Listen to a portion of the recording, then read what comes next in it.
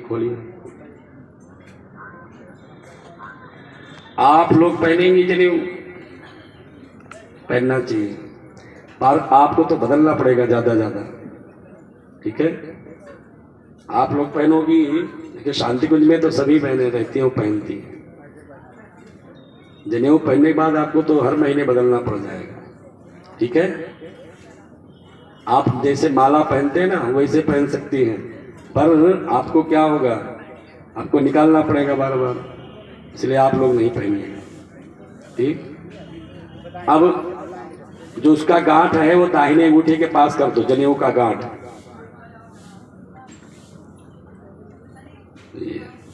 आज से आपका दूसरा जन्म होने जा रहा है।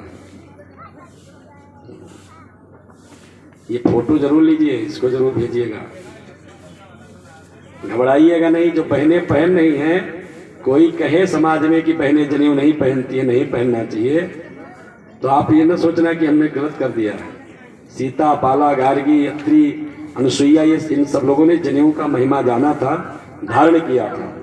जनेऊ को आप लोग धीरे धीरे, हमारे यहाँ बिगड़ता गया रूप। हाँ, अभी हाथ तानो ना, तो उसका रूप क्या हो गया, एक तो हो गया मंगल सूत्र। क्या बना वो सूत्र, माने होता है धागा, है वो हो गया फ्रीजर में, है तो सूत्र था। सूत्र माने यही, यज्ञोपवीत धारण करती थी तो बहनें रक्षा करती थी।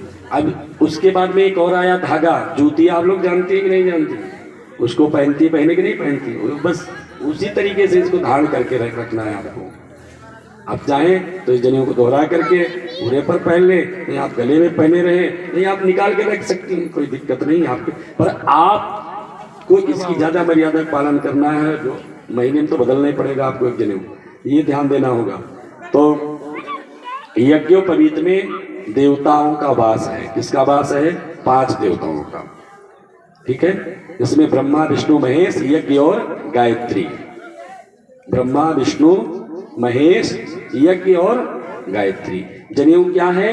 गायत्री की प्रतिमा है। ये कंधे पर हमेशा रहना चाहिए, किसी के बहकावे में ना आकर के हम इसको उतार दें। कहाँ पहन लियो, इसके चक्कर में कहाँ पड़ गए, बहुत कुछ करना पड़ेगा। हाँ, उनको भोजन कराओ, उनसे कोई दिक्कत तो है, सबको भोजन कराइए, बस हमें 5 लोग चाहिए जो बैठे हैं।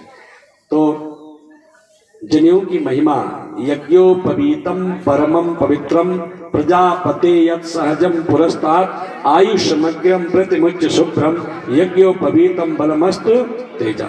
इसको प्रजापति ब्रह्मा ने निर्माण किया, यज्ञ से उत्पन्न है, ये हमें तेज देता है। जब धारण करेंगे इसकी मर्यादा को समझेंगे। जनेऊ पहने तो उसमें चाबी वाबी न लटकाएं, भी ध्यान देना। अटैची की चाबी लगा दिया, नहीं स्कूटर की चाबी लगा रहे हैं, बहुत लोग इसको खूंटी समझ लेते हैं, तो ये तो नहीं करना है भाई, है बिल्कुल नहीं करना है। और क्या करना है? स्वच्छ होने के लिए जब जाए, बाथरूम जाए तो दाहिने कान पर चढ़ा लेंगे। भूल गए, नहीं चढ़ा पाए तो कोई दिक्कत थोड़े है, और अगर चढ़ाया है तो जल से हाथ धो लीजिए, जनेऊ उतार दीजिए, बस इतना ही काम है। ये आपके लिए, बहनों के लिए नहीं। और क्या करेंगे आप कि किसी मरणोत्तर वाले व्यक्ति के यहाँ पहुंच गए, जिसके यहाँ किसी कोई खत्म हो गया, तो घर पर आने के बाद जनेऊ बदलना पड़ेगा। बच्चे का जन्म हुआ है घर में, तो 12वें दिन जनेऊ बदलना है। इतना इसको मानना है। इसके लिए आगे क्या करना हो तो भी दीक्षा में बता देते हैं। तो ये जनेऊ का कोई धागा टूट जाए तो बदल लेना, कहीं भी मिले कोई धागा टूटा हो तो पहनना नहीं, उसको तुरंत बदल दीजिएगा। ठीक है, और किसी के बहकावे में बिल्कुल नहीं आएंगे।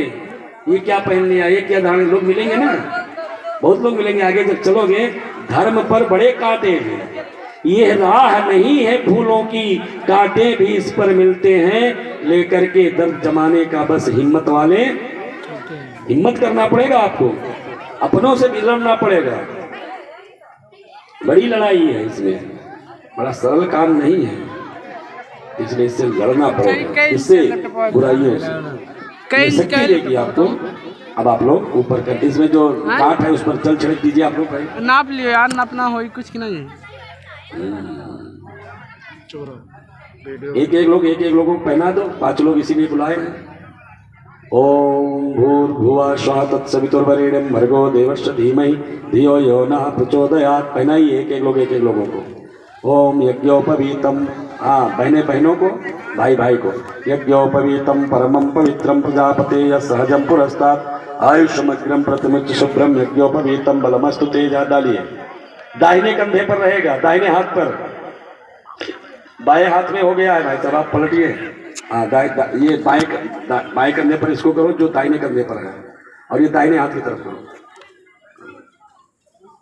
ये, हाँ, और ये दाहिने हाथ में निकालिए बस। वाह, जनेऊ बड़ा है, इसको आप अभी अभी दोहरा करके पहनिएगा, ठीक है? इसको दोहर लीजिएगा, अभी आप ऐसे पहने। इधर इधर दाहिने हाथ में बेटा। और क्या बहना है जी? तो हर बाया कैसे हुई कि लोग हर काम करना अलग है, जैसा एक है। बस बस ठीक है, बाएं कंधे पर रहेगा, दाहिने पर खाली रहेगा।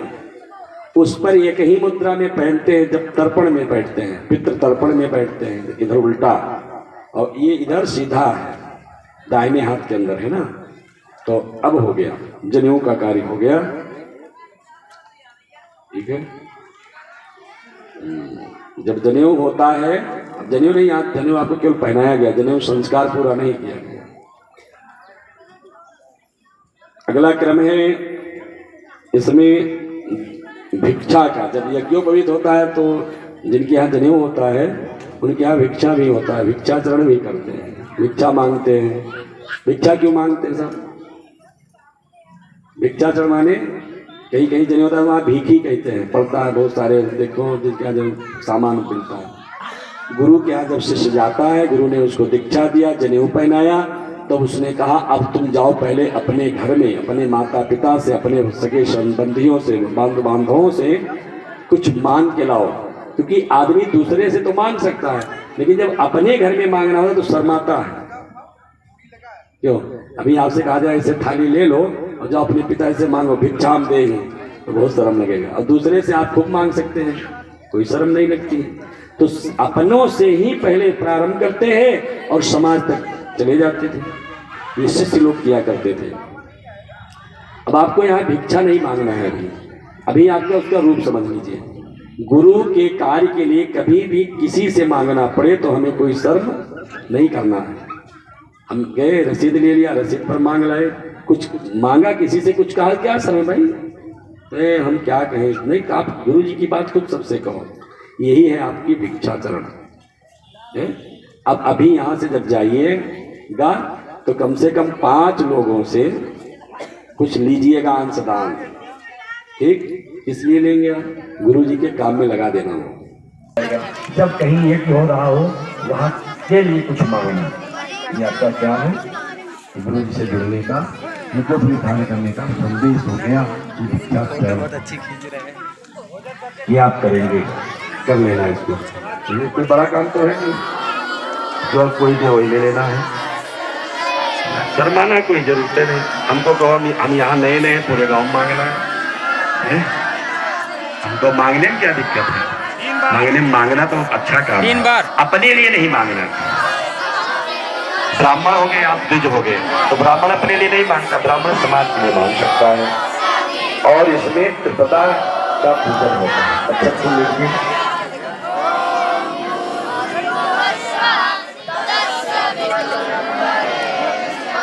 त्रिपदा गायत्री क्या है? 3 रूप, गायत्री, सरस्वती, सावित्री।